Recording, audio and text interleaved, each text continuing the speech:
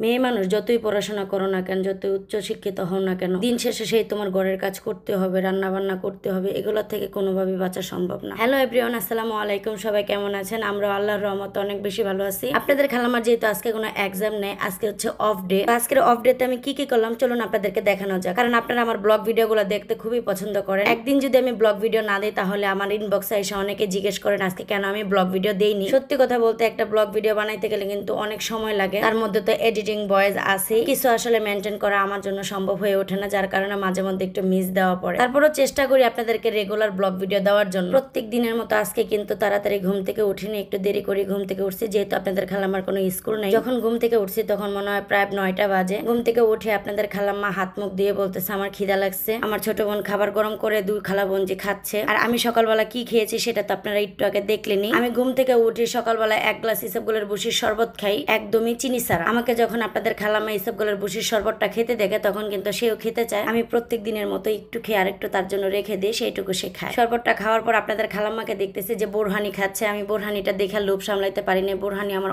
অনেক পছন্দ। এই জন্য আপনাদের খালাম্মাকে বললাম যে আমাকে একটু বোরহানি দাও। ওই খালি পেটে আমি বোরহানি একটু খেয়ে ফেলছি। যাই হোক, মাঝে মধ্যে একটু উল্টাপাল্টা করে আর কি। যতই হোক আগের বদ অভ্যাস ছাড়তে তো একটু সময় লাগবে। তারপর 1 কাপ গ্রিন টি বানিয়ে নিলাম। এটার মধ্যে কিন্তু সামান্য পরিমাণে একটু আদা কুচি আর লেবুর রস দিয়েছি। আমি কিন্তু চিনি ছাড়াই খাওয়ার চেষ্টা করি। আমার লাইফ থেকে কিন্তু চিনিটা একদমই ডিলিট করে দিছি। স্বাস্থ্য কমাইতে গেলে কিন্তু চিনিটা একদমই ইগনোর করতে হবে। চিনি এমন তো কম খাওয়া ভালো, কারণ চিনিতে কিন্তু অনেক ক্ষতি করে। তারপর আমার ছোট বোনকে বললাম পর্দাগুলো অনেক ময়লা হয়েছে, অনেক দিন ধরে নামানো হইতেছে না, একটু ময়লা পর্দাগুলো খুলে দিয়ে এগুলো একটু ধুয়ে দিই আমি। আমার ছোট বোন আর আপনাদের খালাম্মা দুজনে মিলে আমার কাজে হেল্প করতেছে। আমি এই বাসাটা নেওয়ার পর থেকে একদিনও আমি মন মতো আমার ঘরটা আমি গুছাইনি, কোন রকম ঘরগুলা গুছাইতাম। যেহেতু আমার বোনরা থাকতো ওরাও গুছাইতো, যার কারণে আমার এতটা প্যারা নিতে হইতো না। আর সবসময় আপনারা তো দেখতেনি আমি একটু কাজবাজ নিয়ে ব্যস্ত থাকতাম, যেহেতু আমার একটা বিজনেস ছিল বলতে এখনো আছে, কিন্তু আপাতত হচ্ছে মন মানসিকতার কারণে একটু অফ আছে। আল্লাহ চাইলে যখন আবার মন মানসিকতা ঠিক হবে তখন আবার বিজনেস স্টার্ট করব। জাস্ট কিছুদিনের জন্য হচ্ছে বিজনেসটা অফ রাখছি, যেহেতু আমার বিজনেস পেজের প্রোডাক্টগুলো আমি নিজেই তৈরি করি। বর্তমানে যেহেতু আমার মন মানসিকতার অবস্থা তেমন একটা ভালো না, যার কারণে বিজনেসটা আমি সম্পূর্ণই অফ রাখছি। অনেকে মেসেজ দিয়ে জিজ্ঞেস করেন আমার বিজনেস পেজে কেন রিপ্লাই দেওয়া হয় না, সাথে সাথে রিপ্লাই দেওয়ার মতো আমার মন মানসিকতা নাই, কারোর সাথে যে কথা বলবো ওই এনার্জিটুকু কাজ করে না এখন। যাই হোক, এগুলো এখন আর না বলি, কারণ মন খারাপের কথা যত শেয়ার করবো তত মন খারাপ আরো বেশি হবে। মনকে ফ্রেশ করার জন্য নিজেকে সব কাজের মধ্যে অ্যাক্টিভ রাখার চেষ্টা করতেছি। তো সবাই আমাদের জন্য দোয়া করবেন, তাড়াতাড়ি যেন আমি যে প্রবলেমটাতে আছি সেটা যেন সলভ হয়ে যায়। তো আমার বোন যখন দেখতেছিল পর্দাগুলা খোলার পর অনেক ময়লা আছে ঘরের মধ্যে, তো ওগুলা ঝাড়া নিতেছে। ওই দিক দিয়ে তো হচ্ছে আমার বোন কাজ করতেছে, আর আমি অ্যাপেল সিডার ভিনেগারটা খেয়ে নিচ্ছি। অ্যাপেল সিডার ভিনেগার আমি কিভাবে খাই অনেকে জিজ্ঞেস করছেন। 1 গ্লাস কুসুম গরম পানির মধ্যে আমি হচ্ছে 2 চামচ অ্যাপেল সিডার ভিনেগারটা দিয়ে থাকি, তারপর হালকা একটু লেবুর রস আর আদা কুচি দিয়ে থাকি, কারণ আদা কুচিটা দিলে একটু অন্যরকম গ্রান লাগে, খেতেও ভালো লাগে। অনেকের কাছে হচ্ছে অ্যাপেল সিডার ভিনেগারের যে ফ্লেভারটাও ভালো লাগে না, এই জন্য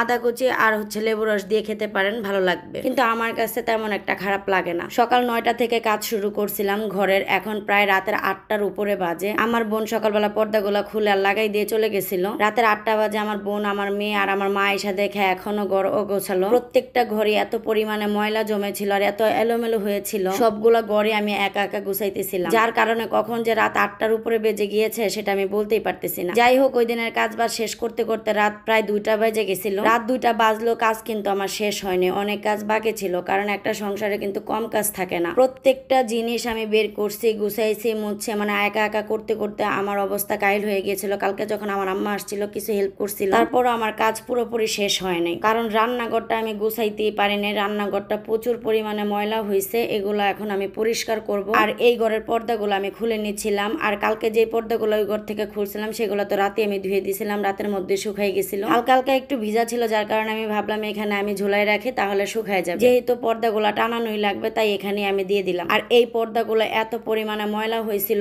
এগুলো এখন আমি ধুয়ে নিব। চিন্তা করতেছি এগুলো যে আমি ধুবো, আমার হাত তো প্রচুর পরিমাণে ব্যথা, কিভাবে ধুবো এটাই চিন্তা করতেছি। পর্দাগুলো টানানোর পরে গেলাম রান্নাঘরে গিয়ে দেখি রান্নাঘরের এত নাজেহাল অবস্থা। আমার এই জানালার কাছে হচ্ছে ক্যালেন্ডার গুলো কেন লাগিয়েছিলাম অনেকে হয়তো বা প্রশ্ন করতে পারেন, আমি আগে থেকে বলে দিচ্ছি। আমার রান্নাঘরের জ্বালানা আর হচ্ছে মাদ্রাসা জ্বালানা একসাথে, যার কারণে হচ্ছে ক্যালেন্ডার গুলো এইভাবে দিয়ে থাকি যেন মাদ্রাসা থেকে এখানে কিছুই না দেখা যায়। রান্নাঘরটা ধুইতে গিয়ে দেখি এত পরিমাণে তেল কাজটা হয়ে গেছে, এগুলা ডলতে ডলতে আমার হাত প্রচুর পরিমাণে ব্যথা হয়ে গেছে। এমনিতে আমার আগে থেকে হাত ব্যথা, এই হাত ব্যথা নিয়ে যতটুকু পারছি পরিষ্কার করছি। পরিষ্কার করার পর আর কাপড় চোপড় ধোয়া হয়ে ওঠে না, কারণ হাত প্রচুর পরিমাণে ফুলে গিয়েছিল। তারপর আমার বোনকে বললাম আবার যেন পুনরায় এভাবে লাগিয়ে দেয়। এখন জানলার মধ্যে কাগজগুলো লাগাইতে গিয়ে দেখে আমার ঘরে তো কোনো ক্যালেন্ডার নাই, তখন কি করব ভাবতেছিলাম। পরে দেখে আমি যখন ডাক্তার দেখাইছিলাম তখন কিন্তু বুকের এক্সট্রা দিছিল, সেই কাগজ দিয়ে হচ্ছে কাজে লাগাই ফেলছি, কারণ এগুলো তার এখন লাগবে না। আর আসলে চাইলে সবকিছুই কাজে লাগানো যায়, আমি ওইটা কাজে লাগাই ফেললাম।